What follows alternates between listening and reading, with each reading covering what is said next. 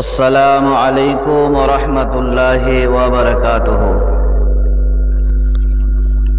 الحمد لله نحمده ونستعينه ونستغفره ونؤمن به ونتوكل عليه ونعوذ بالله من شرور أنفسنا ومن سيئات أعمالنا. من يهده الله فلا مضل له ومن يضلله فلا هادي له. وأشهد أن لا إله إلا الله وحده لا شريك له وأشهد أن محمدًا عبده ورسوله. أما بعد فأعوذ بالله من الشيطان الرجيم. بسم الله الرحمن الرحيم.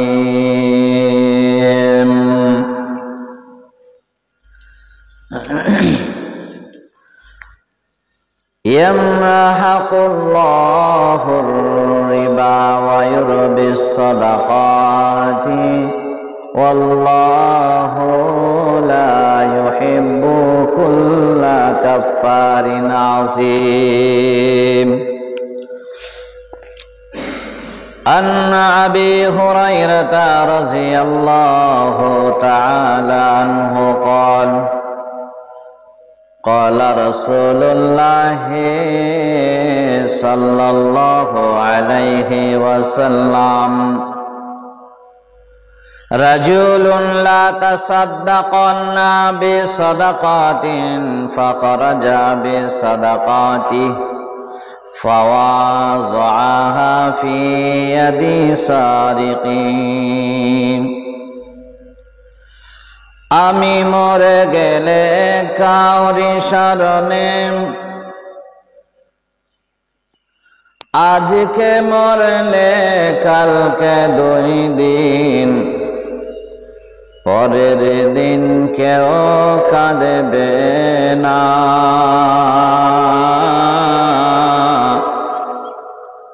আজকে মরলে কালকে 2 দিন, পরের দিন কেউ কাঁদবে না। যাদের জন্য করলে কামাই তারা তোমায় চিনবে না। আজকে মরলে কালকে 2 দিন, পরের দিন কেউ কাঁদবে না।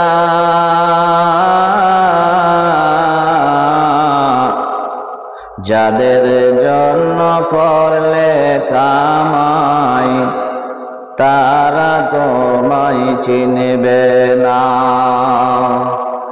থাকতে সময় করো আমল, থাকতে সময় করো আমল, ঈমান করো খাঁটি। তোমার আমার শেষ ঠিকানা 3.5 হাত মাটি। থাকতে সময় করো আমল, ঈমান করো খাঁটি। তোমার আমার শেষ ঠিকানা 3.5 হাত মাটি। কত কষ্ট করে তুমি গড়লে সাধের বাড়ি, সে বাড়িতে ঠাঁই হবে না, সে বাড়িতে ঠাঁই হবে না। যাইতে হবে চারি। মহামায়ার কালে তুমি রবের বিধান ভুলিল না।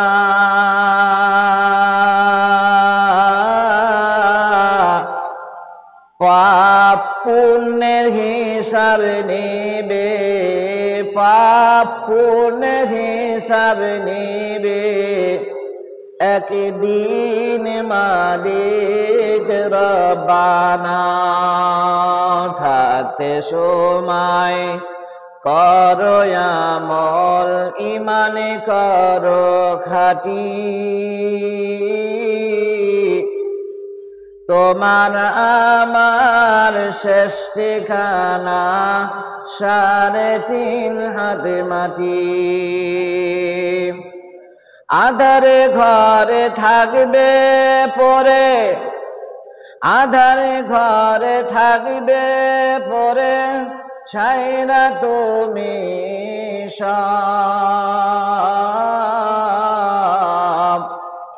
কেউ রবে না সঙ্গে তোমার, থাকবে সেদিন রব। আধারে ঘরে থাকবে পরে, ছাইরা তুমি সব। কেউ রবে না সঙ্গে তোমার, থাকবে সেদিন রব। মিছে মায়ার এ দুনিয়ায় ক্ষণিকের ঠিকানা, ধনী গরিব নেই ভেদাভেদ, মাটি হবে বিছানা।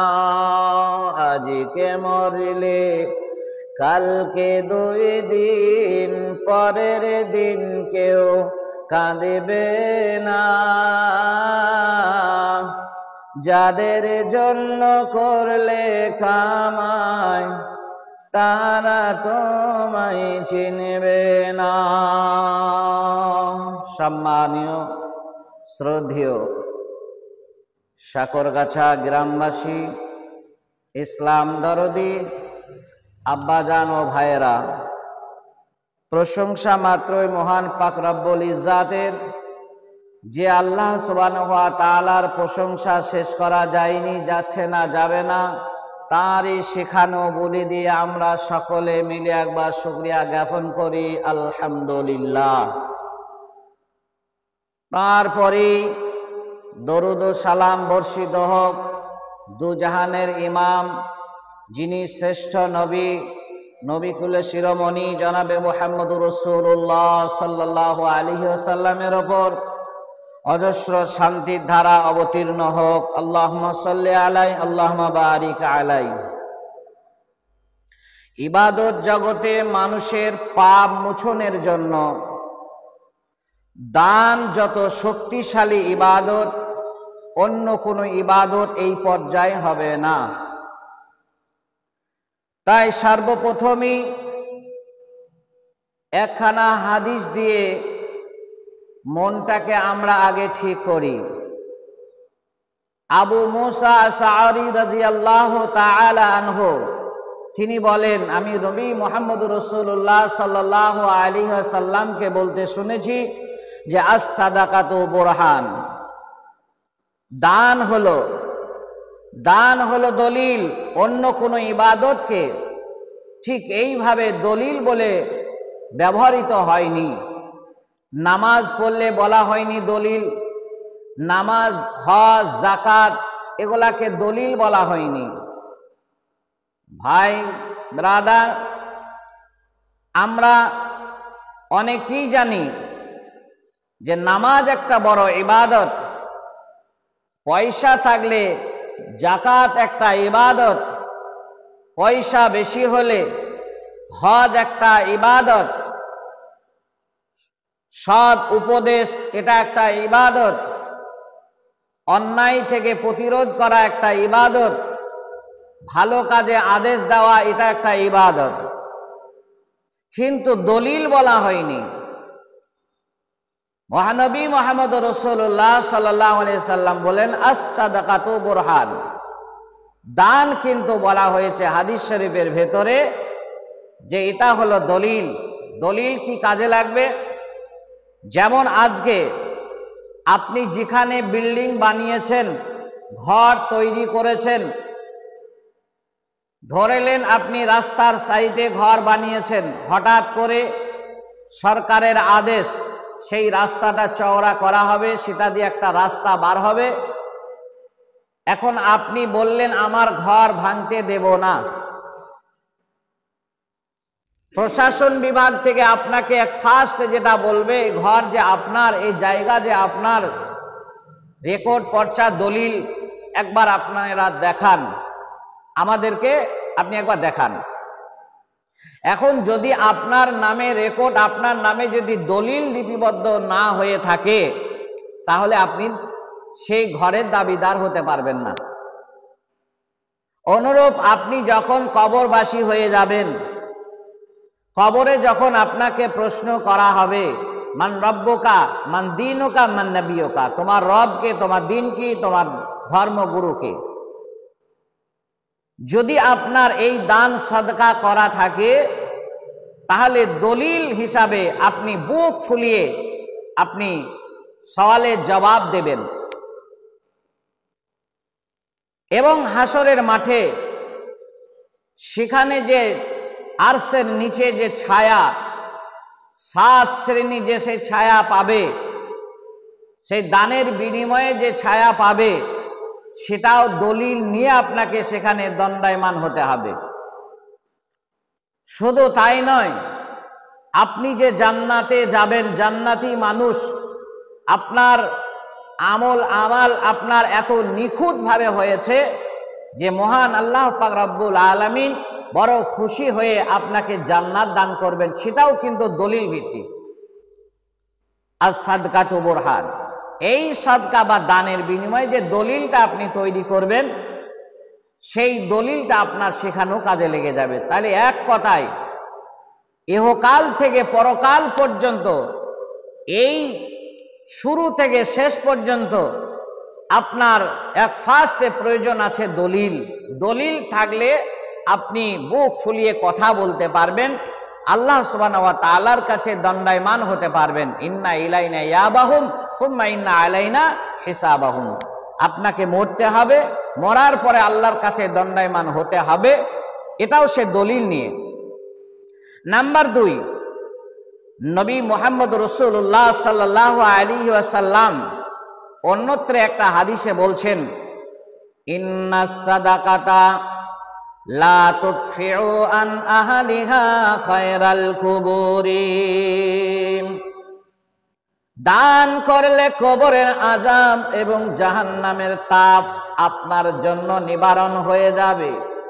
কথাটি আমি বলিনি, কথাটি কোনো গোপাল ভাঁড় বলেনি, কথাটি কোনো মাস্টার, কোনো মাওলানা মুফতি বলেনি। এই কথাটি বলেছেন বিশ্ব নবী, বিশ্বগুরু জনাবে মুহাম্মদ রাসূলুল্লাহ সাল্লাল্লাহু আলাইহি ওয়াসাল্লাম বললেন, ইন্নাস সাদাকাতা লা তুতফিউ আন আহলিহা খায়রাল কুবুরি।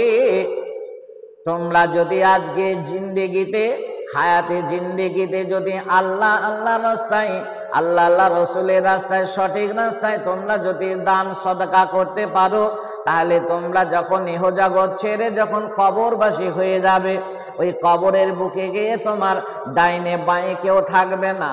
বলা হয়েছে, ছাড়িয়া ভবের ভাব, ছাড়িয়া ভবের ভাব যাইবি কেমনে, ছাড়িয়া ভবের ভাব যাইবি কেমনে, ছাড়িয়া ভবের ভাব যাইবি কেমনে। যখন সে ঘিরিবে যমদূত গণে, ডাহিনে রহিবে মাতা, বামেতে পরম পিতা, পদতলে প্রিয়সিতা, অঝর নয়নে, ছাড়িয়া ভবের ভাব যাইবি কেমনে, ছাড়িয়া ভবের ভাব যাইবি কেমনে। আত্মীয় স্বজন সবে, আত্মীয় স্বজন সবে সিভিল সার্জেন বলে, আত্মীয় স্বজন সবে সিভিল সার্জেন বলে। আজরাইলে সে কবে, আজরাইলে সে কবে চলো হে মরণে। ছাড়িয়া ভবের ভাব, ছাড়িয়া ভবের ভাব যাইবি কেমনে। অপরে গোসল দিবে শেষ বস্ত্র পরাইবে। মায়ের আমার, বোনের আমার, বন্ধুরা আমার, আজকে আপনি সুস্থ আছেন, আপনি হয়তো বাড়িতে আপনার মোটর বসানো আছে, আপনার ট্যাঙ্কে পানি লোড হয়ে আছে, আপনি ট্যাপটা মোড়া দিয়ে পানি পেয়ে যাবেন, শাওয়ার আপনার মাথার উপরে সেটিং করা আছে, মাথাটা পেতে দেবেন, মাথা থেকে পা পর্যন্ত ভিজিয়ে দেবে। আপনি ব্র্যান্ডেড কোম্পানি সাবান আর শ্যাম্পু তেল ব্যবহার করবেন, নিজের ইচ্ছা অনুযায়ী আপনি ওই সাবান আর শ্যাম্পু তেল ব্যবহার করতে পারবেন। কিন্তু এমন একটা সময় আসবে রে, ওই দিনকে মানে আপনি যখন, আপনার যখন ওই প্রাণে পাখিটা উড়ে যাবে, সেই দিন আপনি নিজে নিজে গোসল করতে পারবেন না। যখন অপর গোসল করে দেবে, সেই কথাটা কবি বলছেন, অপরে গোসল দিবে শেষ বস্ত্র পরাইবে, অপরে গোসল দিবে শেষ বস্ত্র পরাইবে। কান্ধে করে নিয়ে যাবে কবর ময়দানে। ছাড়িয়া ভবের ভাব, ছাড়িয়া ভবের ভাব যাইবি কেমনে। ছাড়িয়া ভবের ভাব যাইবি কেমনে। আপনার বডি থেকে যখন প্রাণ পাখিটা উড়ে যাবে রে, সেই দিন আপনার কোনো রাস্তা থাকবে না, আপনার জবান বন্ধ হয়ে যাবে, আপনার হাত চলবে না, আপনার পা চলবে না, আপনার চোখ চলবে না, আপনার কান চলবে না, আপনার ব্রেন চলবে না। সেদিন সব আপনার তালা পড়ে যাবে, সব বন্ধ হয়ে যাবে। আপনার মাথা থেকে পা পর্যন্ত 360টা জোর আছে, ওই 360টা জোর সব মানে হবে কি পঙ্গু হয়ে যাবে, সব মারা যাবে, বন্ধ হয়ে যাবে। জিন্দেগানি মেঘের পানি যাচ্ছে যমুনা, আর টাকা করি সোনার বাড়ি রইবে পরে দুনিয়ায়। প্রাণের পাখি উড়ে যাবে, শূন্য খাঁচা পরে রবে, প্রাণের পাখি উড়ে যাবে, শূন্য খাঁচা পরে রবে। আর পিতা মাতা উচ্চ স্বরে কাঁদবে বসে বিছানায়, জিন্দেগানি মেঘের পানি যাচ্ছে যমুনায়। মহানবী মুহাম্মদ রাসূলুল্লাহ সাল্লাল্লাহু আলাইহি ওয়াসাল্লাম সেই কথাটা বললেন। মায়ের আমার, বোনের আমার, শোনেন, আমর ইবনে আবাস রাদিয়াল্লাহু তাআলা আনহু থেকে বর্ণিত হাদিসটা। আল্লাহর নবী বলেছেন, ইন্না সাদাকাতা তুতফিউ খাতিয়াতা কামা ইউতফিউন নার। নিশ্চয় সাদাকাতু বলা হয়েছে, তুমি যখন দান করবে, এই দান পাপকে মিটিয়ে দেবে। তুমি যদি ছোট ছোট ভুল করেছো, অন্যায় করেছো, গুনাহ করেছো, সেই সাদাকা তুতফিউ খাতিয়াতা, তোমার ওই ছোট্ট ছোট্ট পাপ রাশিগুলাকে এই দানের বিনিময়ে তোমার ক্ষমা করে দেওয়া হবে। কথাটি আমি বলিনি, আমার বিশ্বগুরু বিশ্ব নেতা জনাবে মুহাম্মদ রাসূলুল্লাহ সাল্লাল্লাহু আলাইহি সাল্লাম বলছেন। বলছে কেমন করে মিটিয়ে দেবে সেটা উদাহরণ দিচ্ছেন হাদিসের ভেতরে। কামা ইউতফিউন নারা, সুবহানাল্লাহ, কত সুন্দর উপমা দিলেন যে কামা ইউতফিউন নারা, তোমার বাড়িতে চুলোতে আগুন জ্বলছে, তোমার মানে চালে আগুন ধরে গিয়েছে, তোমার পালুয়ে আগুন ধরে গিয়েছে, তোমার গাছে আগুন ধরেছে, তোমার পোশাকে আগুন ধরেছে। ওই আগুনটাকে নিবারণ করতে গেলে, ওই আগুনটাকে নিভাতে গেলে ফার্স্টে আপনার আত্মীয় স্বজন যেটা অবলম্বন করবে সেটা হলো আপনার কলের পানি, টিউবওয়েলের পানি এবং ড্রেনের পানি, যে কোনো পানি, ওই পানি নিয়ে আসবে। আর ওই দাও দাও করে যেখানে আগুন জ্বলছে ওই আগুনে যখন নিক্ষেপ করা হবে, আগুনে যখন পানি ঢেলে দেওয়া হবে, ওই দাও দাও করে আগুনের শক্তিটা পানি দিয়ে নিবারণ হয়ে যাবে। ওই কথাটা আল্লাহর নবী বললেন, উম্মত উম্মতিরা শোনো রে, কামা ইউতফিউন নারা, তুমি যখন ওই সদকা করবে, দান করবে, তোমার গুনাহগুলোকে ওইভাবে ক্ষমা করে দেওয়া হবে যেমন কামা ইউতফিউন নারা, ওই আগুন যেমন পানি দিয়ে নিভিয়ে দেওয়া হয়। তাহলে এখানে বুঝতে হবে আমাদেরকে, নবী মুহাম্মদ সাল্লাল্লাহু আলাইহি ওয়াসাল্লাম বলেছেন মানে 100% সেটা সত্য, সেটা কখনোই মিথ্যা হতে পারে না। তারপরে চলে আসি, ওয়া ইন্নামা ইয়াস্তাজিল্লু মুমিনু ইয়াউমাল কিয়ামাতি ফি জিল্লি সাদাকাতিহি।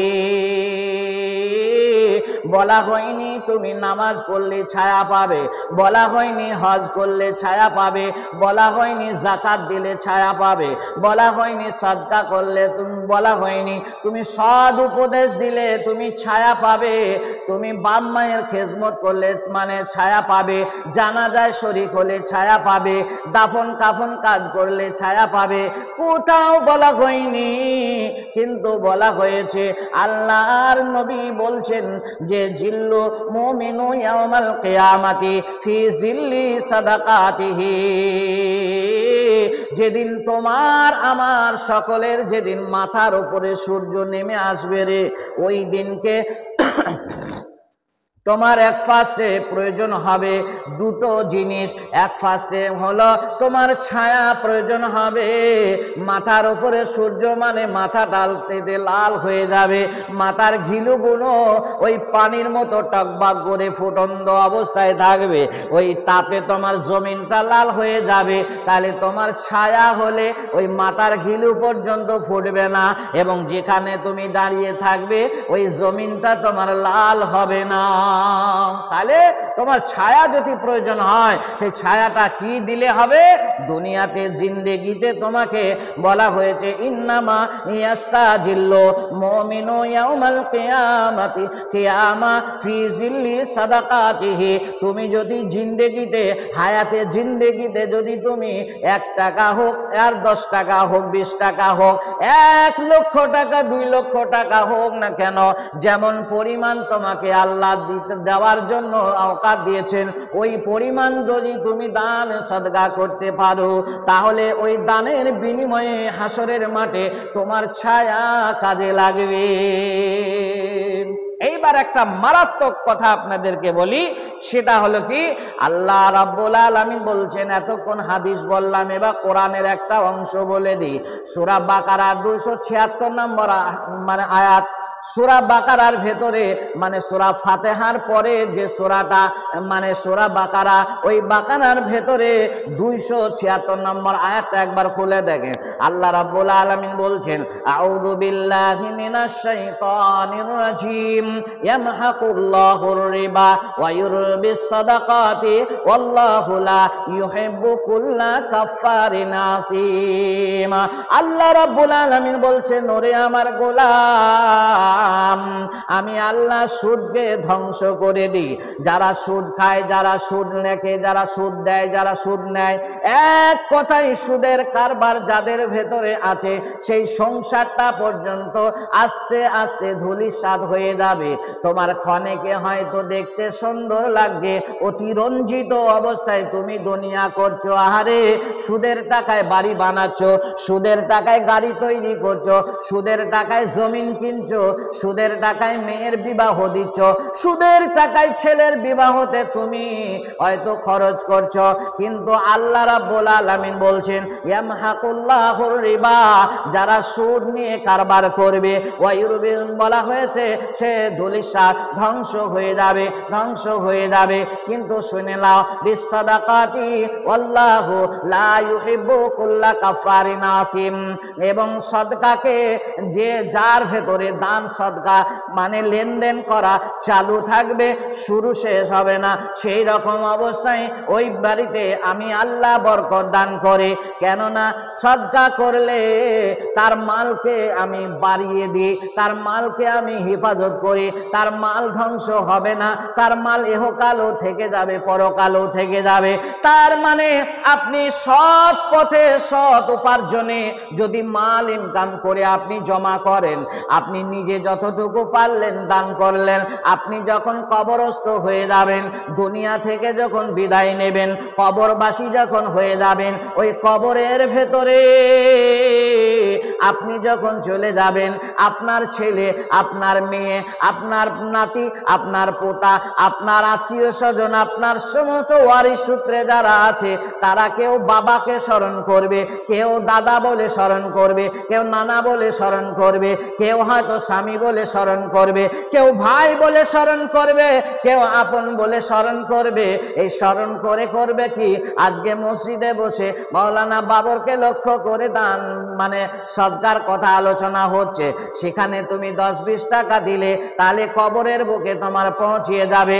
আল্লাহ রাব্বুল আলামিন বললেন, ওরে আমার বান্দা, ওরে আমার গোলাম, তাহলে সৎ উপার্জনের মালটা তুমি নিজে হাতে করলে, কাজে লেগে গেল, বরকত হলো। ওই বরকতের বিনিময় তোমার ছেলে মেয়ে সুখী হবে, তোমার বিবি বাল বাচ্চা সুখী হবে, তারা আনন্দ পাবে এবং তোমার নামে আনন্দ করে খুশি করে তোমার জন্য সদকা করবে। তাহলে কবরে তুমি চলে গেলেও তোমার দানের, তোমার নেকির ধারাটা বন্ধ হবে না, হবে না, হবে না, সেটাও চালু থেকে যাবে।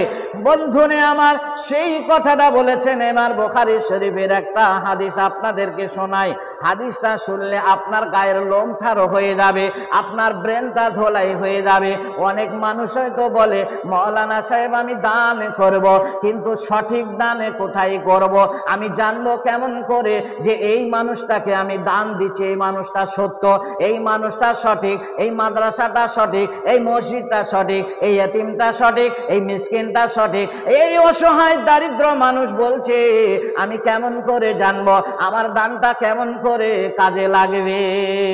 চলেন বুখারী শরীফের ভেতরে 1421 নম্বর হাদিস, হাদিসটা শুনিয়ে দিই আপনাদেরকে। আন আবি হুরায়রা রাদিয়াল্লাহু তাআলা আনহু আন্না রাসূলুল্লাহ সাল্লাল্লাহু আলাইহি ওয়াসাল্লাম ক্বালা ক্বালা রাসূলুল্লাহ সাল্লাল্লাহু আলাইহি ওয়াসাল্লাম রাজুলুন লা তাসাদ্দাকা, রাজুলুন লা তাসাদ্দাকা ইয়া সাদাকাতিহি ফাখরাজা বি সাদাকাতিহি ফাওয়াযাহা ফি ইয়াদি সারিক।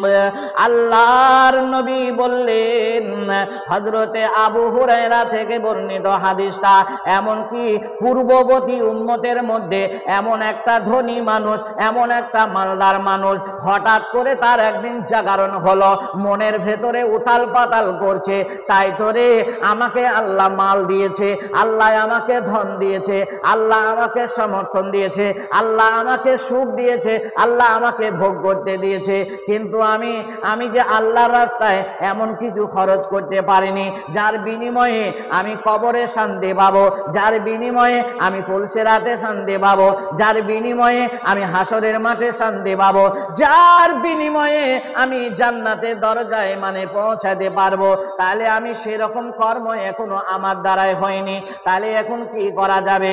রাজুলুন লা তাসাদ্দাকান্না বিসাদাকাতিহি ফাখারাজা বিসাদাকাতিহি। এবার করলেন কি, কিছু পরিমাণ অর্থ নিয়ে এবার রাস্তার মধ্যে চলে গেলেন। আমি আজকে সকাল বেলাতে এক ফার্স্টে আমি করব কি, ওই রাত্রে বেলায় আমি যখন দানটা নিয়ে বার হলাম, আমার মনে মনে নিয়ত হলো রাজুলুন লা তাসাদ্দাকান্না বিসাদাকাতি, আমি সাদকা করব, দান করব। ওই রাত্রে অন্ধকারে ওই চৌরাস্তার ধারে তেমাতায় চৌমাথায় দাঁড়িয়ে থাকলাম। এবার যে আসবে এক ফার্স্টে আমি তাকে দানটা করব, তার হাতে আমি তুলে দেব, তাহলে আমার হক আদায় হয়ে যাবে। কিন্তু এক ব্যক্তি চলে আসলো, আসার পরে তার হাতে ওই এক গুচ্ছা টাকাটা দিয়ে চলে গেল। মায়েরা আমার, বোনেরা আমার, বন্ধুরা আমার, বাপজি সোনারা আমার, ভালো করে শোনেন, বুখারী শরীফের হাদিস শোনাচ্ছি আপনাদেরকে। 1421 নম্বর হাদিস, আবু হুরায়রা থেকে বর্ণিত। ওই ব্যক্তিটা তখন মাল নিয়ে গিয়ে রাস্তার ধারে দাঁড়িয়ে আছে, হঠাৎ করে একজন মানুষ আসলো, তার হাতে টাকাটা দিয়ে চলে গেল। এইবার চৌমাথাতে মাথায় বসে, চায়ের দোকানে বসে, মিষ্টির দোকানে বসে, সবজির দোকানে বসে আলোচনা শুরু হলো। বলল, ও ধনী ব্যক্তিরা তার দিকে লক্ষ্য করে বলছে, তুমি যে গত রাত্রেতে, বিগত রজনীতে তুমি যে দানটা করেছো, কাকে করেছো তুমি কি জানো? বলল না। বলল, যাকে দান করেছো সে একজন বড় ডাকাত, সে একজন চোর। বলল, যা, তাহলে আমি এত শখ করে, এত আশা করে আমি দান করলাম, চোরের হাতে দিলাম দানটা। আজকে যাক, যেটা যা হবার হয়ে গেছে সেটা ছেড়ে দিলাম, আজকে আবার এক গোছা টাকা নিয়ে গিয়ে আমি দান করব। আবার একদিন, সেই পরের দিন টাকা নিয়ে আবার রাস্তার ধারে দাঁড়িয়ে গেল, অপেক্ষা করলো। সেখানে এবার মনে মনে বাসনা তার, আজকে এক ফার্স্টে যে লোকটা আসবে, যার সঙ্গে আমার মোকাবেলা হবে, আমি তার হাতে এই টাকাটা তুলে দেব, তার হাতে তুলে দেব। এইবার আসলো একজন মহিলা, একজন মহিলা, সুশ্রী সুন্দরী, বিশ্ব সুন্দরী। সেই মহিলার হাতে তখন বলছে, ওরে বোন, আমি তোমার জন্য অপেক্ষা করছিলাম, তুমি কখন আসবে, তোমাকে দেব। তোমার টাকার প্রয়োজন আছে, অভাবী মানুষ, না হলে তুমি রাতে অন্ধকারে স্বামী ছেড়ে আর ছেলে মেয়েতে ত্যাগ করে দিয়ে তুমি কখনোই রাতে অন্ধকারে তুমি বার হতে না। তোমার মনের খবর আল্লাহ জানে, সুতরাং আমি না জানলেও তাই আল্লাহ আমার মনটাকে নরম করে তোমার জন্য পয়সা নিয়ে আমি দাঁড়িয়ে আছি রে বোন, তুমি টাকাটা গ্রহণ করো। টাকাটা নিয়ে নিল। এইবার সে তো টাকা নেওয়ার পরে, এবার এই দানি ব্যক্তিটা দান করার পরে তার বন্ধুদের সঙ্গে মিলে গেল, বন্ধুদের সঙ্গে আলাপ শুরু হলো। বলল, শোনো রে, তুমি এই দ্বিতীয় রাত্রে যাকে টাকাটা দিয়েছো, সেই মহিলা সম্পর্কে কি তোমার জানা আছে? বলল, না। ওই মহিলাটা বাড়ি হলো খাদিমপুকুর, ওই মহিলা বাড়ি হলো খাদিমপুকুর। ও অন্যায় করবে নতুন গ্রামে, অর্থাৎ বেবিচারিণী একজন নারী, একজন দুষ্টা নারী, তার হয়তো আসর তৈরি করা আছে নতুন গ্রামের মোড়ে, সাগর গাছার ওপর দিয়ে চলে যাচ্ছে। সুতরাং তার হাতে তুমি করেছো কি, দান করেছো, তাহলে তোমার দান আজকেও কাজে লাগলো না। বলল, তাহলে হলো, আজকেও কাজে লাগলো না, ঠিক আছে, যা আবার হয়েছে, আজকে আমি আর একবার চেষ্টা করব।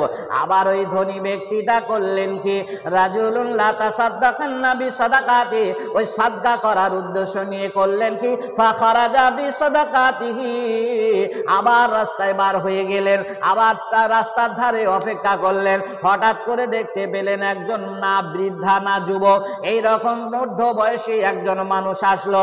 আসার পরে ওই ধনী ব্যক্তি বলছে, ওগো আমার ভাইজান, আমি তোমার জন্য অপেক্ষা করছি, এই বয়সে তোমার রাত্রে বার হওয়া ঠিক হয়নি, নিশ্চয় নিশ্চয় তোমার অভাব আছে, তোমার কষ্ট আছে, দুঃখ আছে বলে তুমি বার হয়েছো, এই কষ্ট অভাব দূর করার উদ্দেশ্যে তুমি বার হয়েছো রে।